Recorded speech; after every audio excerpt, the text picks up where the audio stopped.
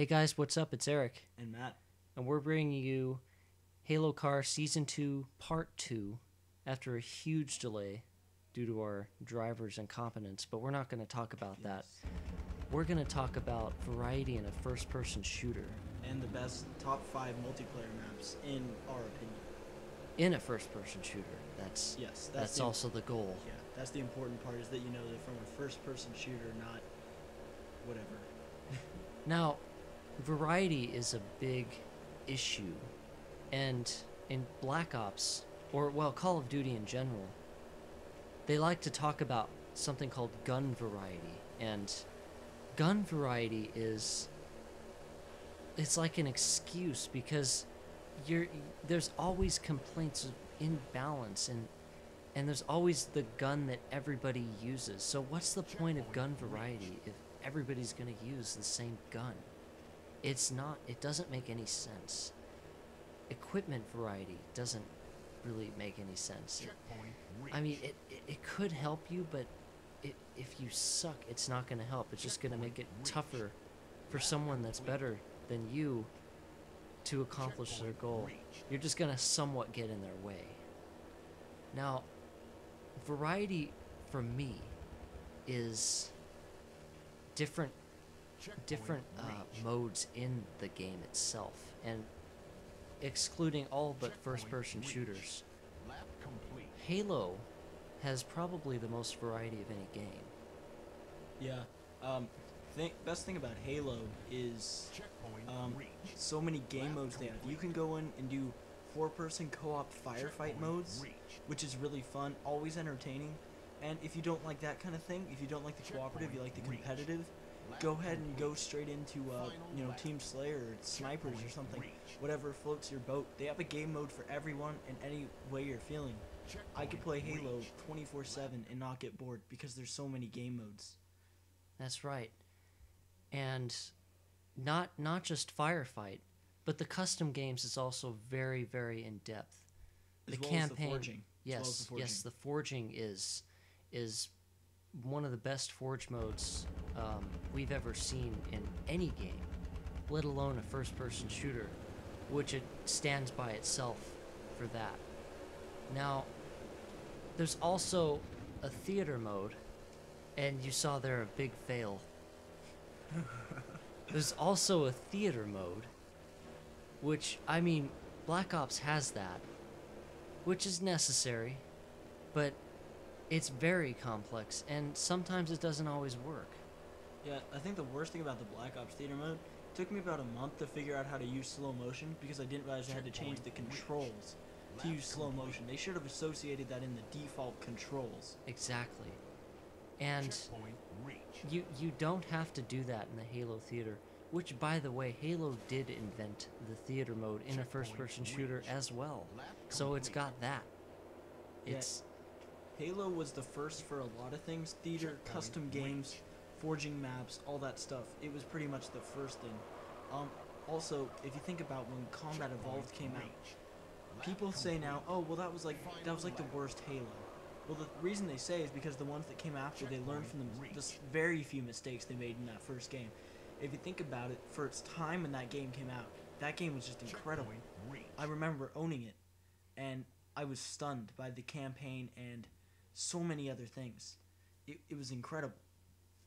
Yeah, and in fact, compared to later Halos, it was a very simple game with just multiplayer and just campaign.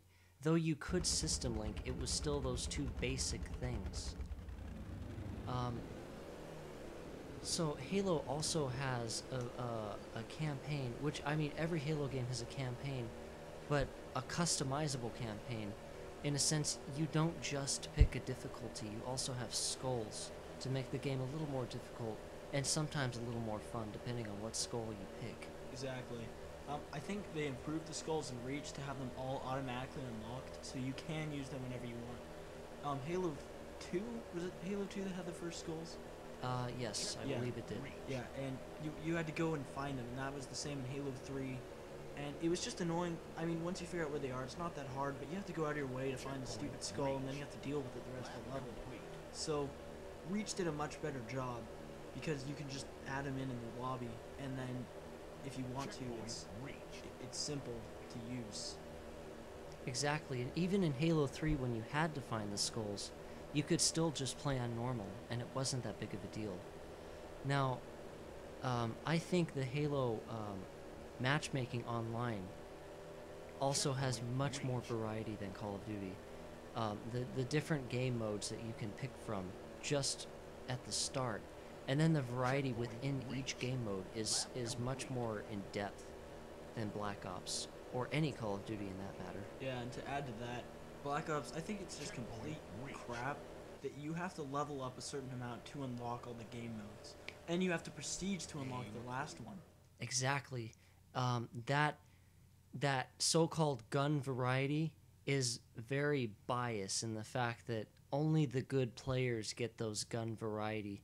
As the weaker players try, then they end up giving up because they don't have the better guns to use. They're automatically at a disadvantage. Now, we're not saying we don't like Call of Duty. In fact, we play that all the time with our friends, and it's a great game to get together and have fun. Nobody's going to disagree that Call of Duty isn't a fun game. There's nothing wrong with it that makes it not fun. But it is cheap at times, and the weapon variety, as you guys would call it, is more of a flaw than it is.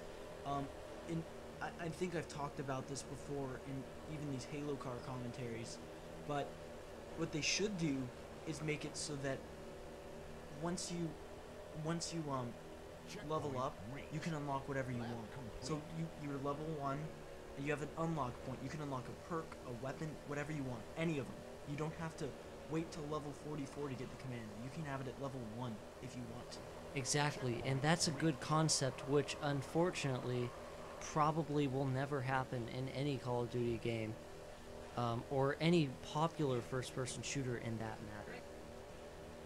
Now we're going to talk about the 5 best multiplayer maps ever in any first-person shooter. Just to start the ball rolling right here, number 5 is Vacant on COD 4. Yeah, we selected this map because it was a medium-sized Call of Duty map on Call of Duty 4. The Modern Warfare 2 re-release was just slightly not as good because it was Modern Warfare 2, not COD 4. But I'm not going to go into depth with that. I'm going to talk about the map. The variety of the map was there was the outdoor and the indoor.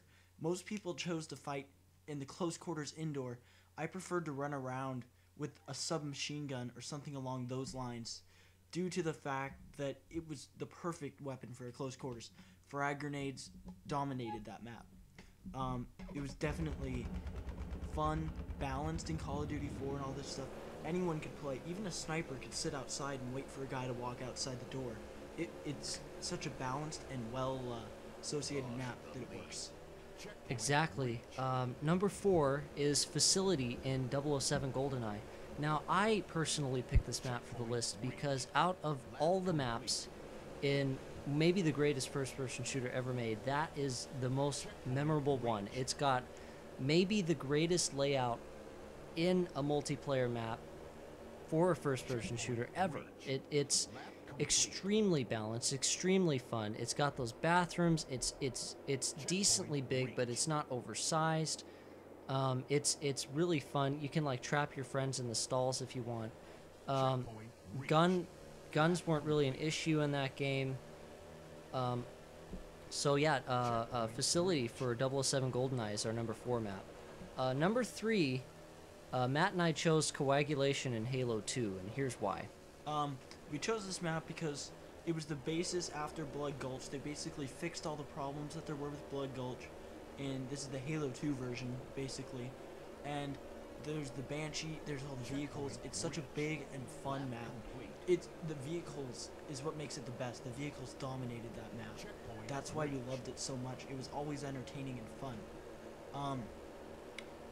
But there were better maps made in Halo and in first-person shooters, and that's why it's number 3 on our list.